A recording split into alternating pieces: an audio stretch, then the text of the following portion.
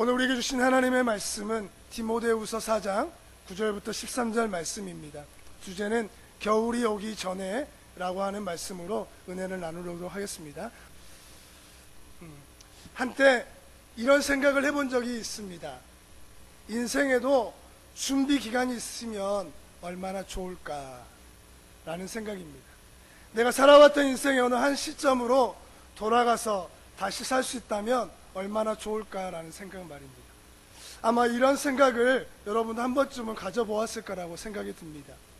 오늘 우리들 중에 이런 생각하시는 분 혹 있습니까?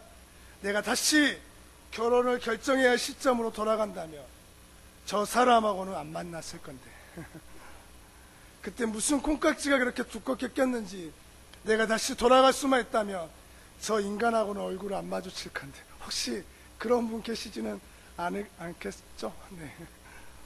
내가 지금 땅을 치고 후회합니다. 이러지 마시고 내가 다시 결혼을 결정할 시기로 돌아간다면 나는 여전히 당신을 선택할 것이고 당신과 함께하는 것을 후회하지 않아요. 아멘 없습니까?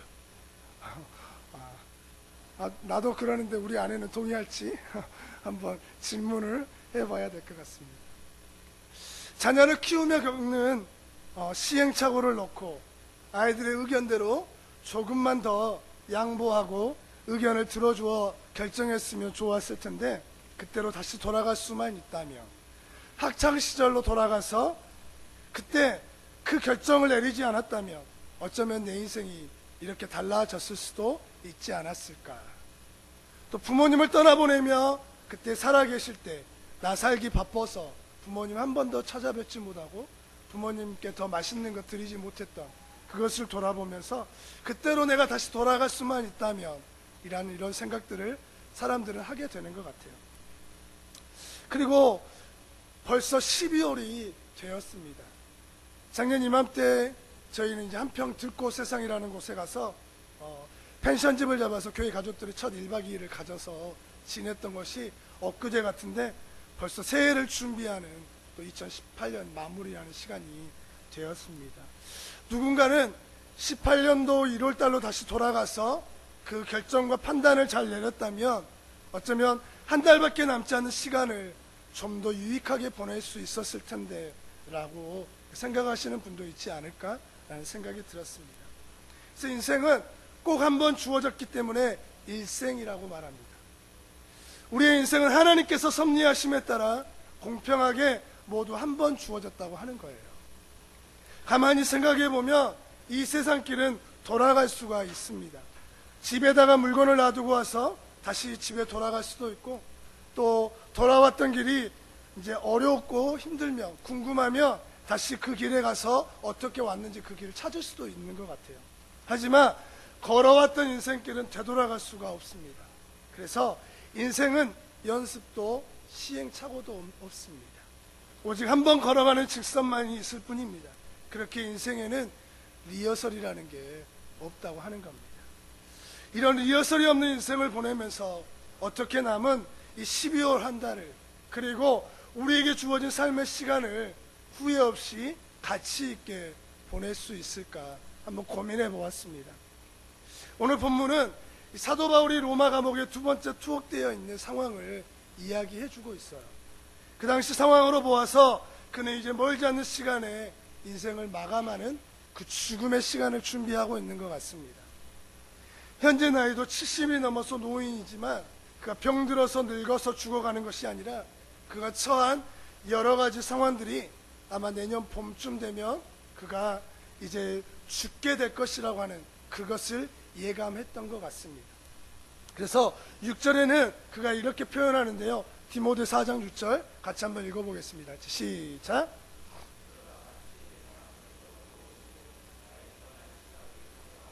아멘. 여기서 전제와 같다고 하는 말은 뭐냐면 나의 생명과 피를 희생제물로 드려진다고 하는 그런 의미입니다.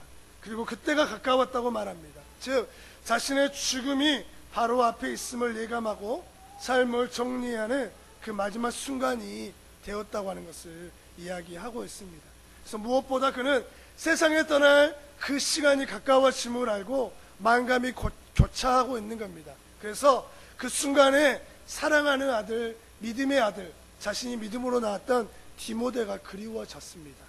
그래서 한 번 더 그의 얼굴을 보고 싶습니다. 그래서 그 아들이요 동역자인 디모데에게 편지를 쓰고 그 마무리한, 그래서 이 디모데서는 바울의 유언과 같은 말씀이 오늘 본문의 말씀입니다. 그래서 그 편지를 읽고 9절과 21절에 그 편지를 쓴 내용을 이렇게 말하고 있습니다. 우리 같이 한번 읽어보겠습니다. 9절과 21절입니다. 시작.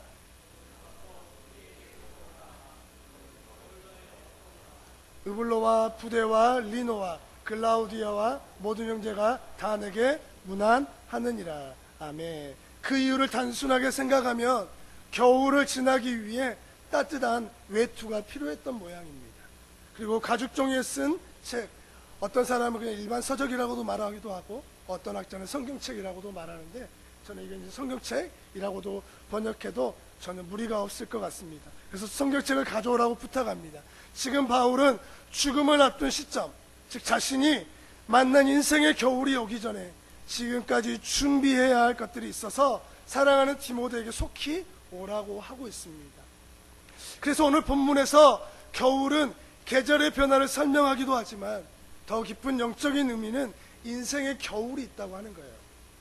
죽음과 천국과 그리고 어떤 이들에게는 더 깊은 영적인 침체와 문제가 있다고 하는 겁니다. 그리고 삶에 찾아오는 어두운 터널과 같은 삶을 설명해주는 단어가 뭐냐? 겨울이라고 하는 겁니다. 그래서 우리가 이런 삶의 변화와 문제가 오기 전에 우리의 삶에 준비해야 할 것이 있다고 하는 거예요. 바울은 이런 인생의 겨울이 오기 전에 준비하고 정리해야 할 것이 있다고 오늘 우리에게 말하고 있습니다. 여러분은 여러분의 겨울을 어떻게 준비하고 있나요? 어떻게 준비하고 있습니까? 우리 겨울이 되면 우리 조상들은 월동 준비라는 것을 합니다. 그래서 방문들의 창호지를 다시 점검을 합니다. 그리고 긴긴 겨울을 보내기 위해 불을 지필 나무들을 부엌 한켠에 빼곡히 이렇게 쌓아 둡니다. 그리고 뭐니 해도 뭐가 빠지면 안 됩니까? 김장이 빠지면 안 됩니다. 그래서 농사지은 고추와 배추, 그 부재료들을, 그리고 돼지고기를 이렇게 준비하죠. 그리고 빼놓을 수 없는 그 굴을 넣고 동네 사람들과 함께 이렇게 비빕니다. 막 이렇게 비비고 있으면 아버지는 군불을 지펴서 뭘 합니까? 돼지고기를, 수육을 이렇게 삶습니다. 된장과 함께 푹 쌓아서 이렇게 정성스럽게 썰어옵니다. 좀 배고프실 텐데 이렇게 월동 준비가 끝나면 이번 겨울도 마음과 몸이 따뜻해진다고 말하시면서 잠이 들곤 하죠. 여러분, 우리에게는 반드시 인생의 겨울이 온데 그 겨울을 어떻게 준비해야 될까요? 남들처럼 통장의 잔고를 늘리며 노후를 대비해서 조물주 위에 있는 건물주가 되는 것이 지혜일까요? 아니면 사회적인 지위와 명예도 가지면 될까요? 이도저도 아니면 인생의 겨울이 오기 전에 그동안 하고 싶고 갖고 싶고 이루고 싶은 것들을 꼭 찾고 삼았는데 이제 그것을 이루어가는 사는 것이 겨울을 준비하면서 여러분 사는 것이라고 생각하십니까? 무엇이 우리가 겨울을 준비하는 참된 지혜일까요? 사도 바울은 자신에게 찾아온 인생의 겨울을 어떻게 준비하고 있는지 오늘 우리가 그것을 보면서 같이 우리의 찾아올 수 있는 인생의 겨울을 함께 준비해 보았으면 좋겠습니다. 우리 10절 같이 한번 읽어보면 좋겠습니다. 우리 10절입니다. 4장 10절입니다. 같이 읽습니다. 시작. 대만은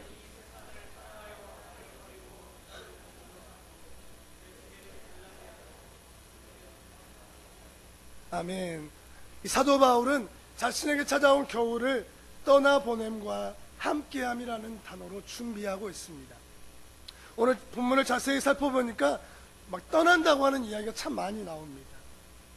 이 사도 바울이 이 편지를 쓰면서 참 처량하게 느껴지고 외롭게 느껴지는 본문인 것 같아요. 그는 지금 인생의 마지막 겨울 앞에 수많은 사람들의 얼굴을 지금 떠올리고 있습니다. 그 가운데 먼저 데마가 생각이 난 거예요. 데마는 본래 바울의 제자여 함께 했던 믿음의 동역자였습니다. 그런데 핍박을 견디기 어렵고 힘들어서 바울과 같이 동행하지 못하고 결국에는 세상을 사랑해서 바울을 버리고 떠나버립니다. 그는 지금 배신의 아픔을 경험하는 겨울을 맞고 있는 겁니다. 다음으로는 디도가 생각이 났습니다. 본문에는 디도는 갔다라고 표현하지만 죽을 날만을 기다리고 있는 바울, 그를 지켜보고 쳐다볼 수 없었기 때문에 이 디도 또한 바울을 버리고 갔습니다.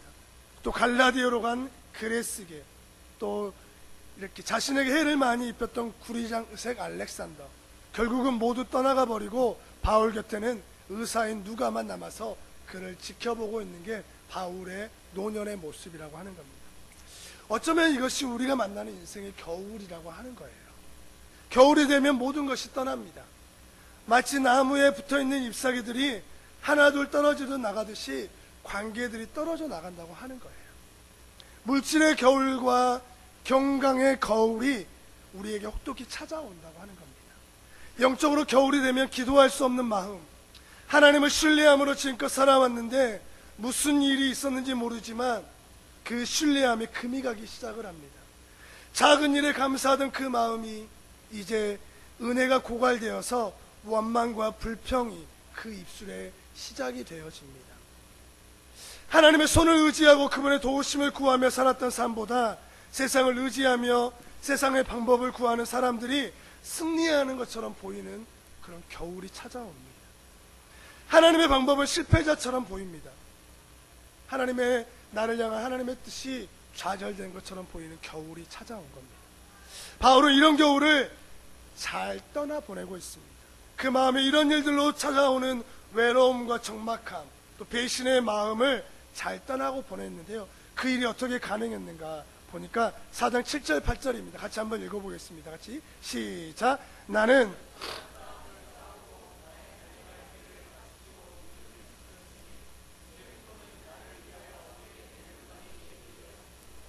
주 곧 4장 7절 8절 그렇게 나왔습니다. 겨울을 보내려면 싸움을 잘해야 된다고 하는 거예요. 하나님이 자신에게 달려가라고 하신 그 길에서 흔들리지 않고 무엇을 지켰다고 말합니까? 믿음을 지켰다고 하는 겁니다. 여러분, 믿음을 지키시기를 주님의 이름으로 부탁을 드립니다. 할렐루야. 신뢰입니다. 사명의 길입니다. 주님 가라고 하신 그 길을 걷다 보면 모든 것이 사라지는 겨울이 찾아온다고 하는 겁니다. 그런데 바울은 그 길에서 한 가지 선한 싸움을 했는데 그가 뭔가 봤더니 믿음을 지키는 싸움을 했다고 하는 거예요. 나를 향한 하나님의 사랑은 결코 변하지 않는다. 하나님은 나에게 항상 좋은 것을 주신다. 하나님은 신실하시다. 지금 내가 보기에 그 결정과 결론이 내가 원하지 않는 것처럼 보여지지만 하나님은 나를 향한 신뢰는 변함이 없다 라고 하는 것을 그는 믿음의 결단과 싸움으로 싸우고 있는 겁니다. 여러분, 혹시 여러분의 삶에 어떤 결정과 결론이 내려진 삶이 있습니까? 그 결론을 내가 원하지 않는 삶입니까? 내가 원치 않은 그 결정입니까? 그러나 그 결정을 내릴 때 하나님은 그곳에 함께 계셨다고 하는 겁니다. 겨울을 보내려면 그 믿음을 지키는 싸움을 싸는 겁니다. 바울은 그렇게 말할 수 있지 않았겠습니까? 하나님, 이게 뭡니까 도대체? 그 누구보다 이렇게 열심히 달려온 거 하나님 아시잖아요. 제가 지금껏 세운 교회들의 숫자를 하나님 좀 보십시오. 그 교회들이 벌써 열방을 향해 복음을 전하고 있습니다. 핍박과 박해를 받아가면서 사자굴에서 죽어가면서 그 믿음을 포기하지 않고 순교할 수 있는 이유가 무엇인지 아십니까?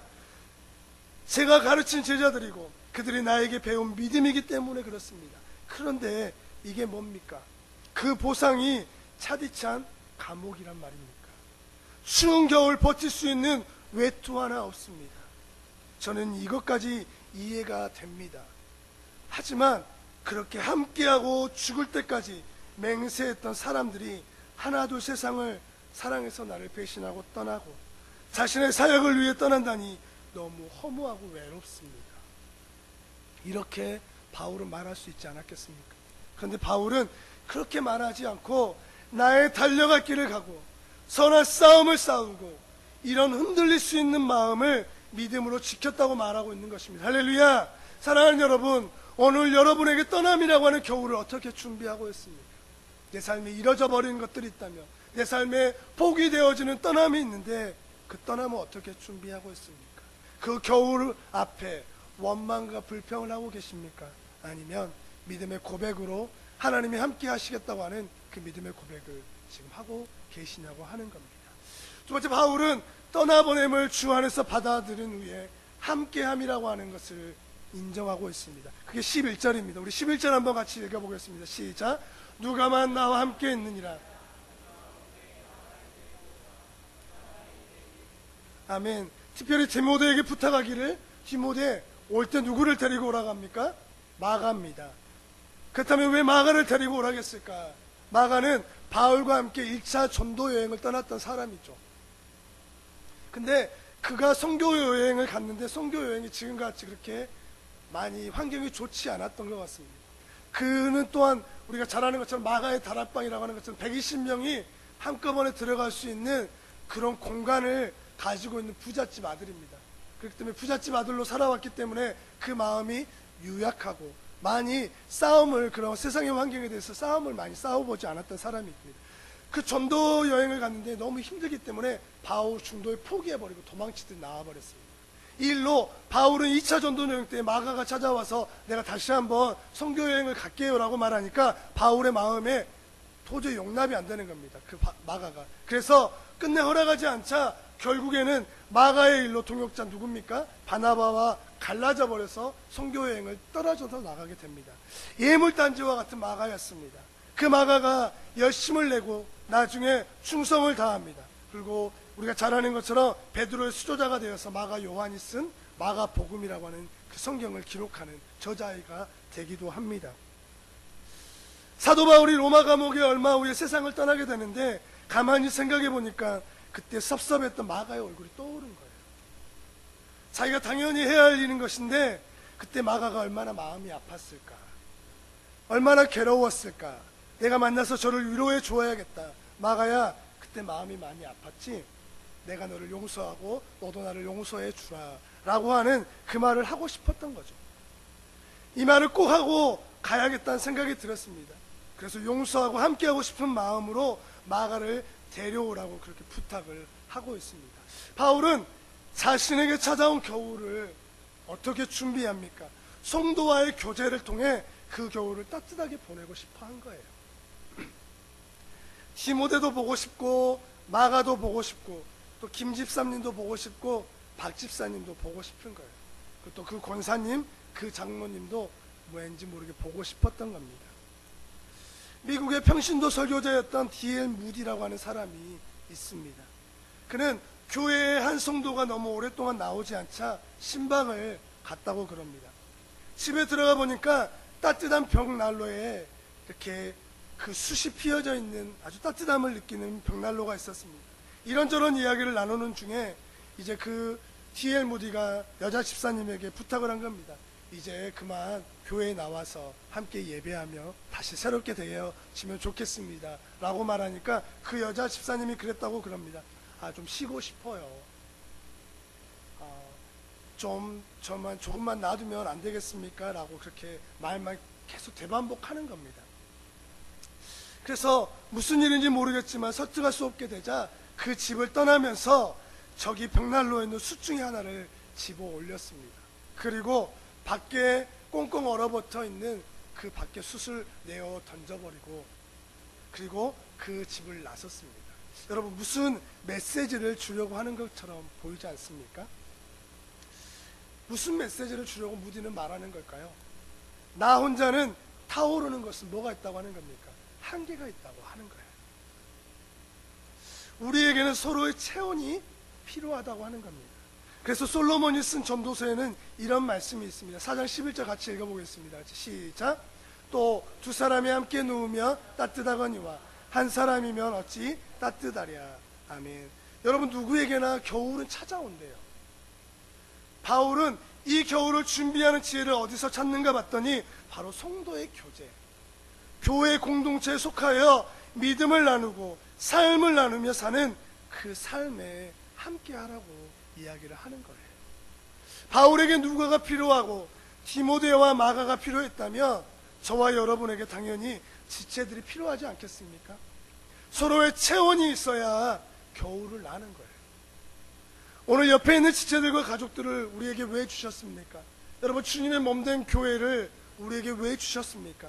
왜 주님의 몸된 교회에 속하여 교회를 세워가며 함께 그 공동체 안으로 하나님은 들어가게 하셨습니까? 바로 서로의 체온을 느끼며 우리 인생에 찾아오는 겨울을 잘 지나도록 하기 위해 주신 것임을 믿습니다. 할렐루야. 이 겨울을 잘 보낼 수 있도록 하시기 위한 하나님의 배려가 아닌가 생각이 되어집니다. 그런 의미에서 내 옆에 앉아있는 지체들과 가족들이 얼마나 감사한지요. 아멘이십니까? 우리 서로 인사 한번 나눠보면 좋겠습니다.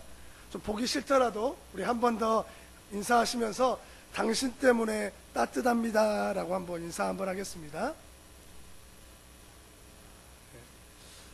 말을 좀 바꿔서 그런 말씀 하시면 안 됩니다. 당신 때문에 열받습니다. 좀 말이 어감이 비슷한데 따뜻하다 열받다 좀 그런 표현이 좀 있는데, 당신 때문에 열받는 게 아니라 당신 때문에 따뜻합니다 라고 하는 고백이 있었으면 좋겠습니다. 바울은 이 떠나보냄과 서로의 체온을 느끼는 함께함을 가졌습니다. 그런데 여기 하나 더 필요한 게 있어요. 여러분, 내가 공동체를 통하여서 따뜻함을 나누고 또 내 삶의 떠나보냄을 느낀 다음에 한 가지 더 필요한 게 뭐냐, 4장 17절 같이 한번 읽어보겠습니다. 같이 시작.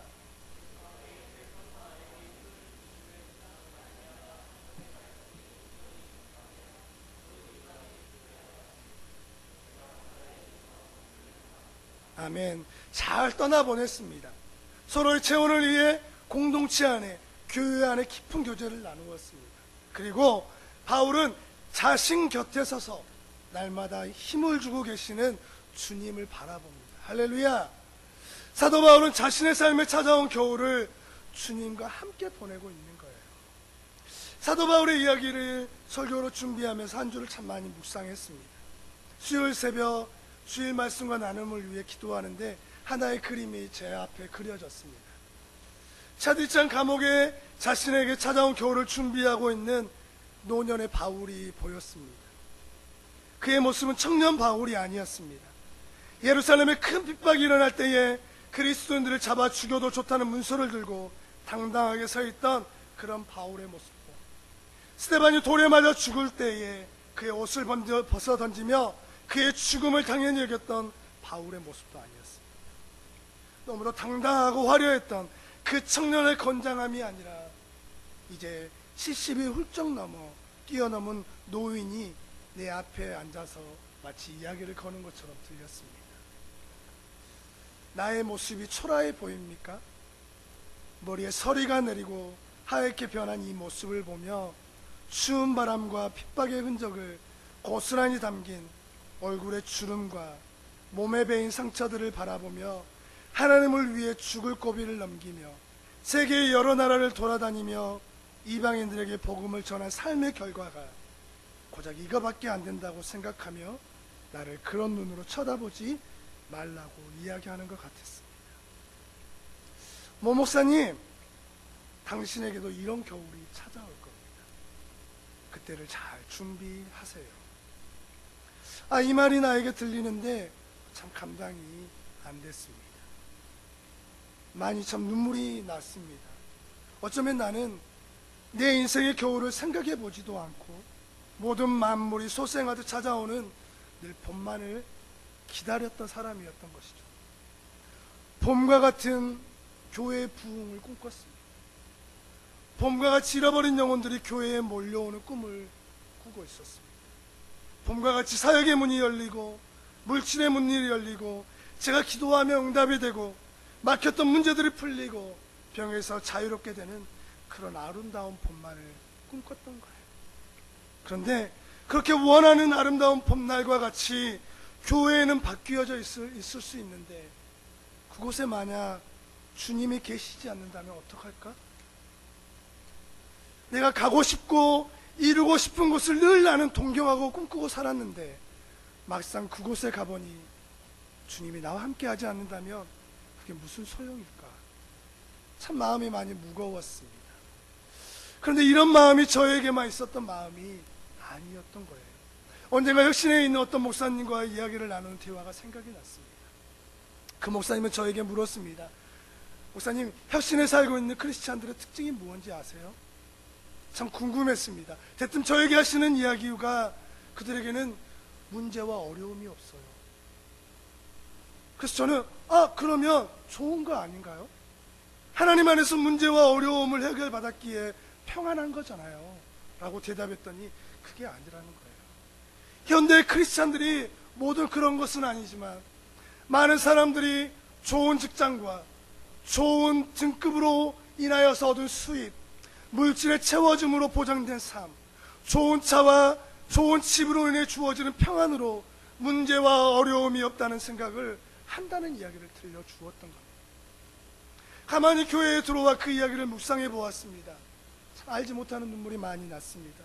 하나님, 이 땅의 사람들은 문제가 없다고 합니다. 하나님, 이 땅에 사는 사람들은 어려움이 없다고 합니다. 하나님, 이건 아니잖아요. 그런데 마음에 이런 주님의 음성이 들리는 것 같았습니다. 목사, 그런데 저들은 영혼을 구원하는 일 때문에 자신의 마음에 어려움이 있을까? 저들은 직장에서 함께 밥을 먹고 수다를 떨고 업무를 나누는 동료들의 영혼에 대해 어떤 문제를 의식하면서 그들을 위해 기도하는 것 같아. 내 아들의 예수의 피로 값지고 산 나의 몸인 교회를 위해 저들은 어떤 어려움과 아픔을 가지고 눈물을 흘리면서 살아가고 있는 것 같아. 너무 마음이 아팠습니다. 우리가 눈물을 흘려야 할 것은 아버지의 이런 마음을 품지 못하는 것이 문제이고 우리 영혼의 어려움인데, 여전히 사람들은 자신의 삶의 봄날과 같이 물질과 환경들이 자신이 원하는 만큼 채워져 있다는 생각에 만족하며 산다고 하는 거예요. 어쩌면 저와 같이 영혼의 겨울나기를 준비하고 있지는 못한다는 생각이 참 들었습니다. 여러분, 여러분에게 원하는 물질이 주어졌습니까? 여러분, 좋은 직장과 좋은 가정이 은혜로 허락되어져 있습니까? 불편하지 않는 환경들이 여러분에게 주어져 있습니까? 감사할 일입니다. 그런데 그 물질이 있는 곳에, 그 직장과 가정에, 불편하지 않는 환경 속에 혹 주님이 함께 계시지 않을 수 있다는 생각을 혹 해보신 적 있습니까? 내가 그토록 가고 싶은 환경이 있습니까? 내가 떠나고 싶은, 그리고 현실을 피해 어디론가 가고 싶은 그곳이 있습니까? 그곳에 혹 주님이 함께 가시지 않는다면, 우리가 그토록 땀 흘리며 지나온 그 시간을 우리는 무엇으로 보상받을 수 있을까요? 저는 한 주간 사도 바울을 묵상하며 감옥에 갇혀있는 그 70의 노인을 바라보며 그 답을 찾았습니다. 저는 차디찬 감옥에서 겨울을 보내는 바울만 바라보며 이게 뭐야? 이 모습이 그토록 존경받고 신약성경의 3분의 1을 쓴 사도의 마지막 최후란 말인가? 그의 겨울은 너무 춥겠다는 마음이 들었습니다. 그런데 바울은 자신의 손을 옆으로 가리켜 주었습니다. 그리고 저에게 그렇게 말하고 있습니다. 주께서 내 곁에 서서 나에게 힘을 주시고 있는 거 보입니까? 주께서 나를 모든 악한 일에서 건져내시고 나를 저 천국으로 인도하시기 위해 지금 내 곁에 서서 계신 것이 당신은 보입니까? 라고 말입니다. 마치 망치로 머리를 한 대 얻어맞은 기분이 들었습니다. 나는 바울의 겨울을 동경하지 않았습니다. 바울이 겪고 있는 차디찬 겨울을 외로움과 떠내보냄이라는 그런 삶이 그렇게 아름다워 보이지 않았던 겁니다. 그의 환경만을 바라보면서 어떻게 저럴 수 있지라고 애써 내가 보고 싶은 것만 보고 있었는데, 정작 내가 보지 못한 것은 바울 곁에서 바울과 함께 그 감옥에서 추운 겨울을 함께 보내고 계시는 주님을 보면서 많은 회개를 했습니다. 바울은 지금 그 인생의 가장 추위를 보내는 것이 아니라 가장 따뜻하고 기쁜 겨울을 보내고 있다는 생각이 들었기 때문입니다. 주님은 바울 곁에서 그렇게 이야기해 주시는 것 같았습니다. 바울, 고생했다. 너가 나를 위해 걸어왔던 수많은 시간들, 나 때문에 죽을 고비를 넘기며 돌에 맞아 죽어갈 때, 선교를 위해 배를 타고 가다가 파손될 때, 사랑하는 제자들의 배신과 떠남, 때로는 변절자라는 오명을 쓰기도 하고 이단의 우두머리라고 하는 오해를 받을 때 내가 너의 곁에 너와 함께 걸어왔던 거 너 알고 있니? 너의 곁에서 너의 힘이 되었고 너의 치료자가 되었고 너의 반석이 되었던 거 너 알고 있지? 지금도 너의 곁에서 너와 함께 이 겨울을 보내고 있다는 거 나는 너무 좋다. 그런데 저는 이 말이 저에게 하시는 것 같아 눈물이 났습니다. 아내와 개척하며 이제 2년이라는 시간을 보내면서 함께 해준 가족들을 보면 늘 힘이 되고 위로가 되었던 시간이지만 여전히 마음 한켠에는 누구에도 말할 수 없는 겨울의 날들이 있기 때문입니다. 물질의 겨울을 보내기도 하고 어떤 사람은 교회를 비방하며 떠나기도 했습니다. 어떤 사람들은 목사의 자질과 능력을 말하면서 떠나기도 했습니다.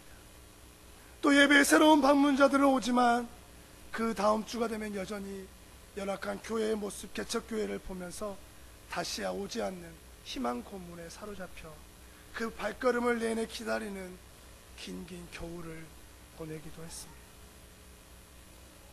내 마음이 굳어져 있었습니다. 내 마음에 바울을 보며 바울의 이야기를 준비하며 저에게 동일한 말씀을 해주는 줄 참 따뜻했습니다. 이 시간을 나 혼자 외롭게 걸어왔던 것이 아니라 주님이 나와 함께 하셨다고 하는 겁니다. 할렐루야.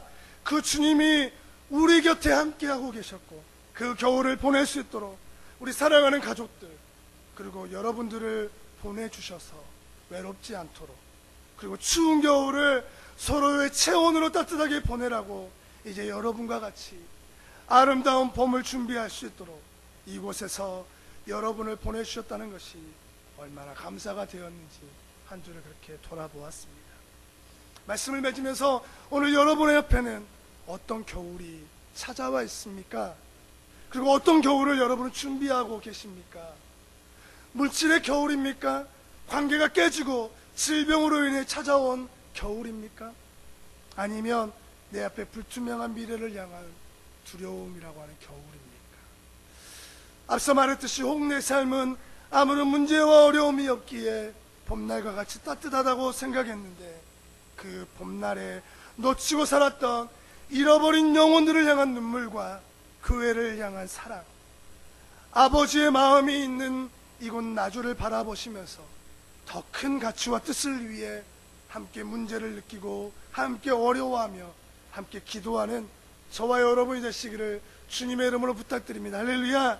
그리고 여러분이 가는 그 길에 주님이 곁에 서서 도우시고 힘주시는 하나님의 손길을 바울과 같이 늘 경험하는 복된 한 주 되시기를 주님의 이름으로 부탁드립니다. 할렐루야. 우리 함께 잠깐 일어나서 우리 기도하며 찬양하는 시간 잠깐 갖고 마무리하겠습니다.